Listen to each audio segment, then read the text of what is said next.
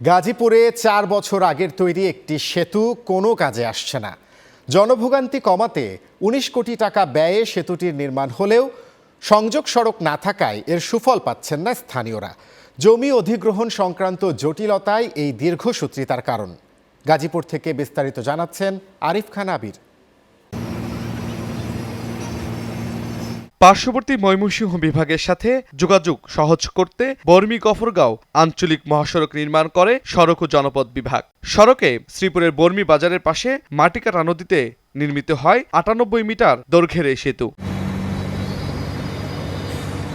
সেতুর কাজ প্রায় ৪ বছর আগে শেষ হলেও জমি অধিগ্রহণ জটিলতায় সংযোগ সড়কের অভাবে ভোগান্তিতে গফরগাঁও কাপাসিয়ার যাত্রীরা। যানজট লেগেই থাকে বন্দরক্ষেত বর্মি বাজারে। গাড়িগুলো জাম বাজাতে আমরা চলতে পারতাছি না, জ্যাম লাগিয়ে থাকে। ব্রিজের উপর উঠে গেলে ডামটা গুলো সিএনজি ক্রসিং করতে পারে না। ব্রিজটা যদি কমপ্লিট হয় যানজট থাকবে না, মানুষের দুর্ভোগ থাকবে না, অনেক সুন্দরভাবে মানুষ চলাচল করতে পারবে। ভূমিটি সরকারি অর্পিত সম্পত্তি হিসেবে তালিকাভুক্ত থাকায় বাসিন্দাদের ডিমার্গেশনের প্রয়োজন হয়। এত বছর সময়েও এখানে বসবাস করা ১৬টি পরিবারের আবেদনের পরিপ্রেক্ষিতে ৮টি পরিবার পেয়েছেন অনুমোদন। এখন তারা সড়কের জমি ছেড়ে গেলেও থেকে যাবে আরও ৮টি পরিবার। আমরা ডিমার্গেশন করলাম। ডিমার্গেশন করার পরে এখানে ডিমার্গেশনে 11টা ফাইল টিকছে আর কি। 11টা বাড়ি ঘরের বিল পাবে, সর্বমোট 11টা।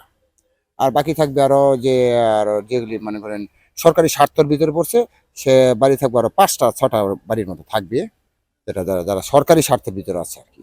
আর বাকিরা ইনশাল্লাহ সবাই বিল পাবে। অধিগ্রহণে গভর্নমেন্ট করলে এটার বিল প্রাপ্য সে, কিন্তু এলএপি সেটা অ্যাকসেপ্ট করতেছে না, জমি জটিলতার কারণে, ভূমি আইনের কারণে।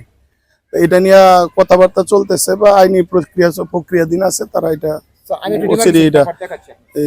সমাধান করতে পারবে। ডিমার্গেশন সম্পূর্ণ হলে ক্ষতিপূরণ পাবে ভুক্তভোগী পরিবার। তবে যারা ডিমার্গেশন পাবে না তাদের উচ্ছেদ করতে মামলা করবে জেলা প্রশাসন। ১৬টা আবেদন জমা পড়েছে এবং ১৬টা আবেদনের প্রেক্ষিতে আমরা ৮টির মতো ডিমার্কেশন ইতিমধ্যে সম্পন্ন করতে পেরেছি এবং এই ৮টি যে ডিমার্কেশন সম্পন্ন হয়েছে, ৮টি ডিমার্কেশনের বেসিসে যারা দখলে রয়েছে সরেজমিনে আমরা গিয়েছি এবং যাদেরকে দখলে পেয়েছি তারাই কিন্তু এই ডিমার্কেশনের জন্য আবেদন দিয়েছেন এবং তাদেরটা ডিমার্কেশন অলরেডি হয়ে গিয়েছে।